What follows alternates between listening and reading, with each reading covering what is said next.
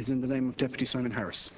And thank you very 4 much. minutes. Thank you very much, Gerlach, and I'm very grateful to the Ceann Comhairle for the opportunity to raise with the Minister for Education in the House this afternoon the need for him to provide an update on and to outline the provisions which have been put in place to provide additional school places in Greystones, Kilcool and Dalgany in County Wicklow. Minister, we have a recurring problem in the Greystones area and the wider Greystones area, where in the run-up to each and every September there is a scramble for school places, and parents who have been very dutiful and who have gone about their business and have put their child's name down on a list in accordance with the right protocols and timeframes find themselves not knowing today and not knowing whether they'll know next week if their child has a school place in the first instance in the school of their choice, in a school with the ethos of their choice, as is their rights as parents, but in some cases not knowing whether their child will have a place in any school at all. This, as you can imagine, is causing huge worry, huge stress. It's something that I've dealt with each September during my time in this House, and indeed before that. It's a recurring issue and it needs to be addressed. In fairness to you and your department, extra classrooms have been provided in the past. There were additional classrooms provided for St Lawrence's National School, for St Patrick's National School, for St Kevin's National School. But what's happening here, Minister, is we're falling into the sticking plaster solution, where every year your department meets with the 8 representatives of the 8 schools in that catchment area, the principals and the boards of management, and I think your department will acknowledge this, have been very helpful in trying to provide temporary solutions, but they're only solutions to get them to this September. We need to engage in more long-term planning, and I know that my colleagues at local level, members of Wicklow County Council and the former Greystones Town Council, have expressed this concern to you personally and to your department. We need to have a longer-term solution. Also, to be very honest, Minister, and this isn't a reflection on you, who I've always found to be very helpful and forthcoming with information, but the answers to parliamentary questions that I've submitted that have been answered in your name have been less than forthcoming. They've been mealy-mouthed. I had a parliamentary question on this on the 7th of May, question 96. I wasn't satisfied with the answer, which provided me with no answer. I put in another question again 3 weeks later, asking a series of specific questions. The words matter. I don't just put them in to make the question look long. Most of the elements of the question were ignored. That was answered at question 236 on the 27th of May. My office was told by officials in your department, civil servants in your department, to stop contacting them, that it wasn't going to help resolve the matter. And I, as a public representative, as a member of Dáil, as a supporter of this government, I've been inundated with requests from parents, really, really worried, parents, neighbours, friends of mine in our community wanting to know, will their child have a school place? There has to be a better system in place in terms of engaging with parents and providing that information. To be quite frank, no parent should have to go to their TD to find out what the situation is in relation to a school place. But if they do, their TD should be able to find that information quite easily. I would ask that the department would look at some sort of collaborative role in relation to making information publicly available on websites in terms of the number of places provided within a catchment area vis-a-vis the number of children expected to need a school place this year.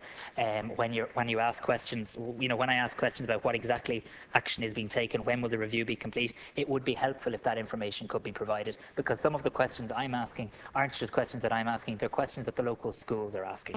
So I think we have to do better. Ultimately, I think, and it is my belief, and I've written to you on this, we need another school in Greystones, and the reason for that is because the existing schools simply don't have the space to expand adequately. The population figures, the Department of the Environment have instructed our area to grow in population, and we are going to have a population bulge in the coming years, and I ultimately think we need a new school in the area of Greystones known as Charlesland. So I would ask, Minister, that you could provide details on where we're going in relation to this September, but also take a longer term look in terms of ensuring that we don't have the same problem again next year that we've had for the last 2 or 3 years. Thank you very much. Thank you very much, Minister. 4 minutes. I'm going to put the official reply on the record of the House, if that's, and respond directly to what you said, which might be a bit more constructive. We have a population bulge, a growth in population that's not going to peak until 2026. The problem is aggravated in a lot of areas, of which yours happens to be one, for all the normal reasons. What we still don't have, to my satisfaction, and it will take time to put it in place, and it will require support and confidence from the educational partners, is some form of coordinated regional planning at maybe local authority level or at education and training board level, and to see what resources there are and what can be utilised. And we have a system of forward planning. there has been quite a significant increase in the area that you're referring to, and that has been quite significant, but the population is growing at a speed faster than that. That's the first thing I would say by way of response. And you might talk to the local authorities in relation to this, your councillors there, and also now, following the local elections, the new education and training boards. The second thing is really the admissions policy and enrolment, which is frankly unsatisfactory at the moment. 80% of our schools have a space and accommodation to be able to offer a place to parents who apply to our 4,000 schools, the 3,200 primary and the 800 approximately of post-primary schools. But 20% are oversubscribed. And they're oversubscribed in terms of their capacity to offer a place. Added to that, there is no proper system of waiting lists, there's no proper regulations. I have currently in draft form, I'm hoping to get it finalised with the drafters to bring before this House, a document that already has gone to the Education Oireachtas Committee, and it was a consultative document before that on an admissions policy. There is a suggestion that with mobility and people moving around the country or coming to the country for the first time, that they simply are excluded from the local schools because they're not in the know, they're not there, and they don't realise that when a child is born in some parts of the country, you actually have to have that child's name put down on a waiting list for school X or Y. The policy of first come, first served seems like a very objective and reasonable policy without favouritism, if you like, in any objective way for parents looking for education for their children. But it does provide a very strong advantage to parents who are living in a particular area and who know that they have to get their child down. For primary school education in particular, virtually the week that that child is born, and even then they've no guarantee. And we haven't even come near the issue of actually getting a child into a school whose ethos you want, which is another issue that we can talk about. I would suggest to you, Deputy, that the Department is more than happy to liaise and does liaise with local authorities.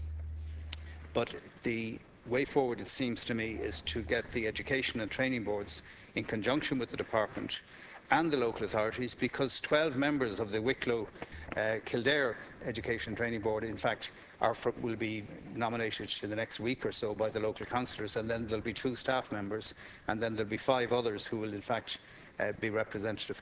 That is the way forward in terms of planning and making sure that we're making the best use of the existing space that we have in the educational infrastructure.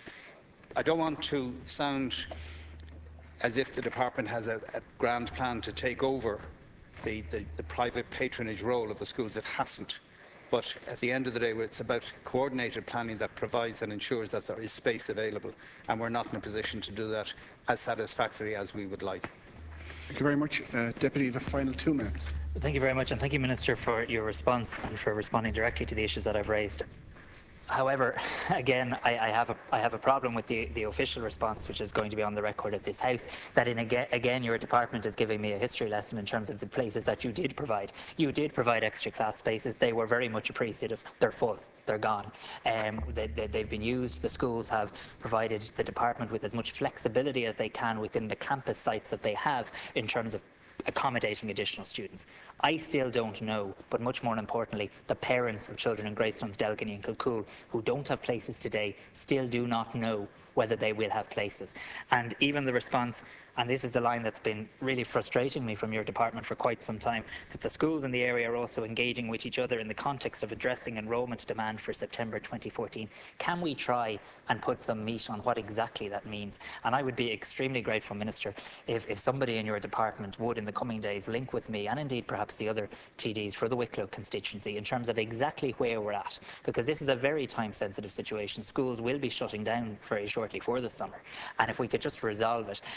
I would also ask in relation to the need for an additional school or an existing school to move to a larger site in the Charles End area is something that you might ask your officials to examine.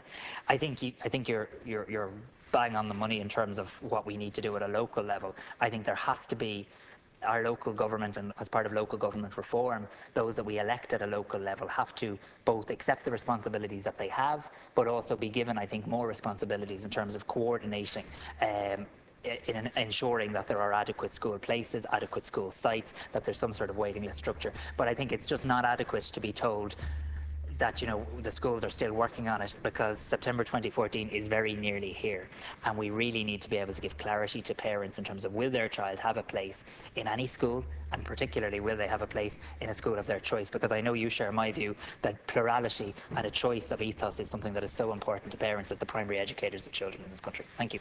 Thank you very much, Minister. Final two.